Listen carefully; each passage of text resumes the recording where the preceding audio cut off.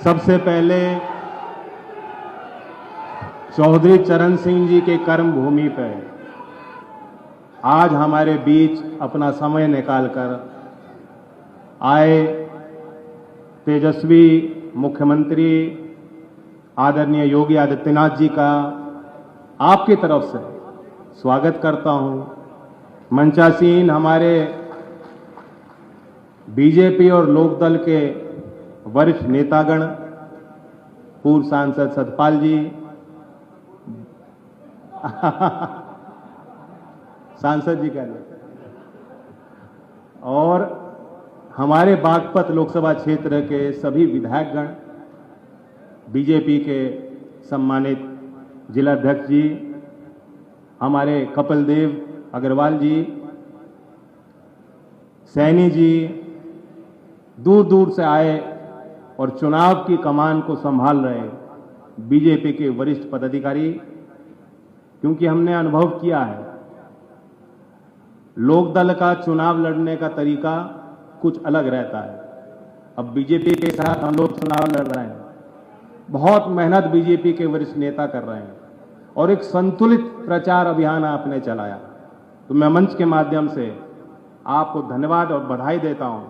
आपका बहुत बड़ा योगदान बीजेपी के कार्यकर्ताओं का आज के कार्यक्रम में भी है और हम सबको सीखने का अवसर मिल रहा है। आज हमारी साझी लड़ाई है, ये साझा मंच है और देश के लिए हम लोग एक हुए। मैंने हमेशा सीखा, चौधरी अजीत सिंह जी को बहुत करीब से आपने देखा है, उनके निर्णय को आप बेहतर समझते थे, उनके हर फैसले को निभाने में आपने कभी कोई कसर नहीं छोड़ी। बागपत के लोग उन पर विश्वास करते थे, उस विश्वास के साथ चौधरी अजीत सिंह जी फैसले लिया करते। और मैंने ये देखा हर मोड़ पर, अपने जीवन में, सामाजिक काम में, राजनीतिक फैसलों में, उनका एक ही मापदंड होता था। वो ये चाहते थे कि मेरे इस फैसले और निर्णय से मेरे लोगों का क्या होगा, उनका भला होगा कि नहीं होगा। उसे मूल आधार बनाकर उन्होंने अपनी पार्टी भी चलाई और देश के रहते हुए पदों पर बड़े बड़े फैसले ले पाए। उनसे ये सीखते हुए मैंने भी निर्णय लिया कि हमें एनडीए को और मजबूती देनी। प्रधानमंत्री नरेंद्र मोदी जी ने जो नारे दिए हैं, जो बात की है और जो काम किए हैं, उन कार्यों को और आगे बढ़ाने का हमें मौका और अवसर मिल रहा है। ऐतिहासिक तीसरी बार मैंडेट उन्होंने देश की जनता से मांगा है। रोज आप देखते हैं देश के किसी कोने में जाकर वो अपील कर रहे हैं, मेहनत कर रहे हैं और मेहनत का फल मीठा होगा। जिस प्रकार से बागपत का रटौल का आम मीठा है, उसी प्रकार से यहाँ का गुड़ अच्छा है, यहाँ की मिठाई है, यहाँ के लोगों का निराला अंदाज है। तो मुझे उम्मीद है कि बागपत भी उस संदेश से दूर नहीं रहेगा। और खास तौर से जब देश के प्रधानमंत्री जी ने जिस प्रकार से चौधरी चरण सिंह जी की एक नैतिकता लोगों को दिखाई देती, उनकी ईमानदारी लोगों को याद है, उसी प्रकार से प्रधानमंत्री जी ने जब नारा दिया कि ना खाऊंगा ना खाने दूंगा, बहुत लोगों को स्वाभाविक है मिर्ची लगी हो, लेकिन बागपत के लोगों को वो बात बेहद पसंद आई और इसलिए आज आपके सामने जो आपके प्रत्याशी हैं, बात कहने की आसान होती है, करने और निभाने की जब खुद पे पड़ती है तो मुश्किल आती है। लेकिन मुझे गर्व है कि जिस उम्मीदवार का हमने आपके आशीर्वाद से चयन किया है, डॉक्टर राजकुमार सांगवान, वही बात उन्होंने आज मेरे सामने और मुख्यमंत्री जी के सामने कह दी कि ना खाऊंगा ना खाने दूंगा। बताओ फिर और क्या चाहिए। हमने जो सीखा है, चौधरी चरण सिंह जी कहते थे कि मतदाता को क्या करना है, मतदाता का धर्म क्या है, वो देखे मेरे नेता की और मेरे उम्मीदवार की नैतिकता क्या है, नीतियां क्या हैं, नियत साफ है कि नहीं। तो आपको मुझ पे नजर रखनी है, डॉक्टर सांगवान जी पे नजर रखनी है एक तरफ योगी जी पे नजर डालनी है और दूसरी तरफ विश्वास करना है देश के प्रधानमंत्री नरेंद्र मोदी जी पे विश्वास करना है। नियत हो और नीति हो साफ दिखाई दे रही है कि नहीं दे रही है? सुस्त हो, पहली मीटिंग है सुबह की, सुस्ती निकालो। थक गए क्या? दिख रही है नियत और नीति। और बाकी जो कसर होगी, क्योंकि हमारे मुख्यमंत्री बहुत तेजी से बातों को समझते हैं और निर्णय लेते हैं। हम लोग तो विपक्ष में भी रहे, हमने देखा कुछ बातें विपक्ष में रह के हम बोल नहीं सकते, अब जो साथ आ गए तो कह सकते हैं। देर नहीं लगाते, जो बात समझ में आ जाती है वो तुरंत कर देते हैं, कलम चल पड़ती। चौधरी चरण सिंह जी के कार्य प्रणाली, चौधरी चरण सिंह जी का जो विजन था भारतीय समाज के लिए, भ्रष्टाचार तो एक मुख्य बिंदु था कि भ्रष्टाचार मुक्त समाज का निर्माण कैसे हो। जातिवाद के खिलाफ वो खड़े होते। यही जनता वैदिक कॉलेज का किस्सा है कि इसका नाम जब उनके बिरादरी से जोड़ा गया तो उसका विरोध और तो कोई कर नहीं सकता था। चौधरी चरण सिंह जी ने विरोध किया कि जाति सूचक शब्दों का प्रयोग शिक्षण संस्थानों में नहीं किया जाना चाहिए।